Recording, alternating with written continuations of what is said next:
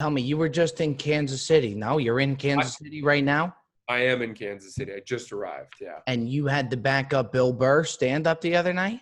That was in New York. Yeah. He bumped me and then I had to follow him. So I was like getting ready to go up. And then the club owner was like, Francis, you're going to go a little later. Bill Burr's going to go now. And I was like, no, I understand. That's fine. That's fine.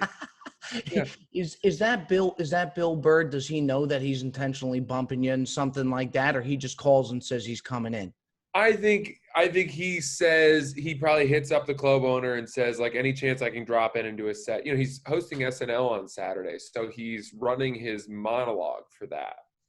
And I'm sure he texted the club owner, was like, you know, any chance I can run the monologue tonight? And then the owner was like, yep, we got a 8:00 show, goes 8 to 9:30. And then basically like whenever Bill Burr shows up, he's going to go up. Is that something, do you root for him to bomb in that situation where you got to back it up?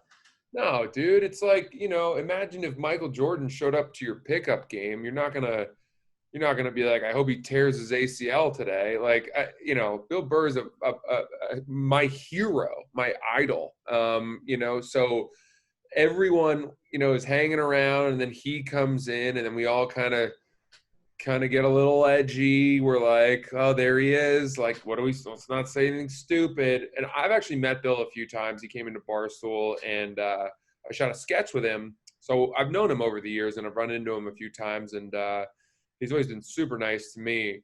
So then when he goes up, though, every comedian who's like, you know, normally we're just looking over our notes or screwing around and not thinking about the show, not listening to any of the comedians. Everyone got up and sort of like made their way to a spot where they could watch him to go see it. And then he finished his set, and then we all kind of filed back in and stopped caring. But let me ask you something, and stand-up comedy is your thing. You go in after a Bill Burr, okay? You got to think you had the worst slot going behind him, no? Wouldn't you rather, even if you could, go before him in some regard? Well, you know, it can work in both ways. Like you know, on the one hand, yeah, you're never going to hold a candle to Bill Burr. So it's going to be a drop off because the crowd's like, well, now that that's over, now we can like relax or stop paying attention as much. But on the other hand, he's so good that he brings the crowd to this insane level where at least when you first come on, you're going to be getting some of that afterglow. Like, you know, that so where the crowd is still kind of buzzing in some regard. Yeah, you're gonna catch a little bit of sort of slot of his like wake or you know his heat, the latent heat that sticks around. So I like to ride that wave. Let me ask you something, Francis. Yeah, you're over at Barstool, okay? Is there anybody that was coming in where you kind of freaked out a little bit in some regard, or you said you're doing a sketch with Bill Burr? Are you bugging out a little bit? I bugged out for Bill Burr. That's exactly right. Yeah. And especially knowing that I had to shoot something with him. So like I came up with this idea very quickly. I didn't know if he was going to be on board. We didn't even write it. I just told him the concept, and then we started doing it, and it was hysterical. I used to go to the interns where the interns worked, and I would just be like, hey, you guys have some time for some jokes?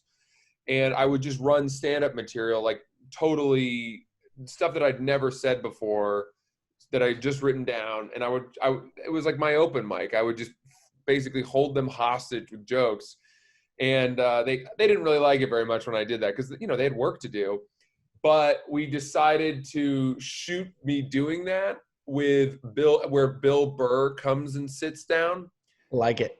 So he comes and sits down, and I'm like, oh no, Bill, like these jokes aren't very good. You know, I'm sure you don't want to hear this. He's like, nah, don't worry about it. And then I start doing his jokes and just ripping off his material. And I know his jokes by heart. And he starts, and the interns start laughing. They're like, actually, Francis, this is really good stuff. And Bill's like, yeah, it's good because I fucking wrote it. And I'm like, what are you talking about, dude? This is my stuff. Got it here on my phone. And he gets increasingly more and more angry, and he just killed it, dude. He's such a good actor, you know.